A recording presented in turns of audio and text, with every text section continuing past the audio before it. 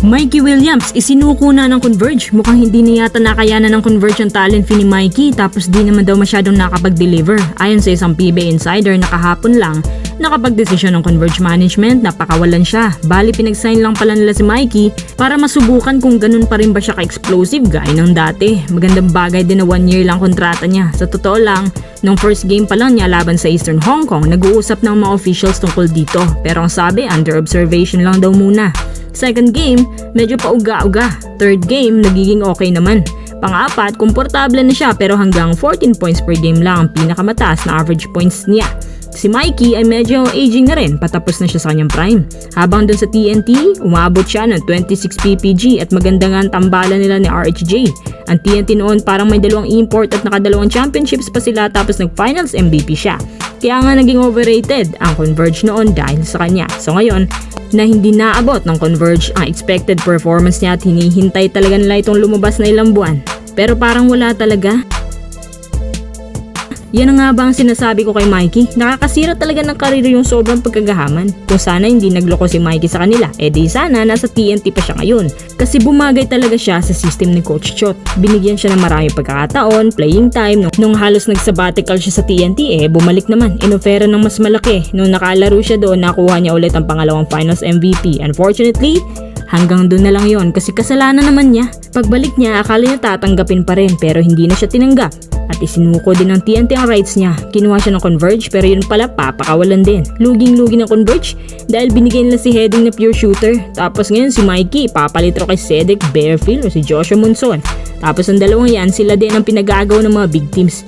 Hindi naman patas ang trade, may edad na si Mikey. Tapos yung dalawa nasa prime, lalo na si Cedric Bearfield, consistent shooter pa. Kung si Mikey mapupunta sa Blackwater, hindi ako sigurado kung sisipot yan. Syempre, maghanap din si Mikey ng team na kaya siyang bayaran. Kung ako kay Mikey, ngayon na pinakawalan siya, bumalik na lang siya sa MPBL. Kung bababaan lang niya kanyang presyo, tatanggapin pa rin naman siya kahit sa PBA. Jimmy Alapag, inoferan umano ng Miami Heat ng 17 million contract. Nilinaw ng Miami Heat insider na sa G-League lang daw muna. Si Alapag experienced coach na ng G-League upang mag-develop ng mga young talents. Noong mga nakaraang buwan, nanood si Jimmy Alapag sa laban ng Miami.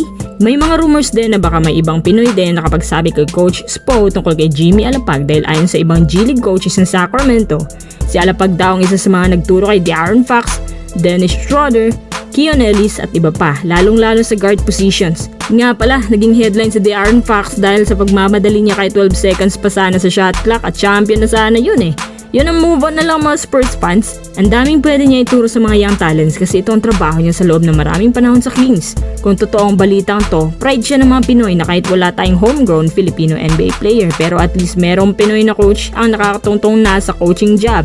Recently, naging headline din sa mga Pinoy pagtanggal sa kanyang Sacramento Kings dahil maghahanap umano sila ng mas fit na magtuturo na hindi lang pang guard position kundi versatile type daw. Plano sana ni Jimmy bumalik sa Pinas. Ang daming PBA teams ang gustong kumuha sa kanya both MVP at SMC teams. Ang Magnolia, number 1 taker niya. Nag-aanda ng araw si LA Tenorio para sa basketball na pagpapalit ng coach at open naman siya tungkol dito. Second team na gustong kumuha sa kanya ay San Miguel. Pero hindi para maging head coach, kundi para maging assistant.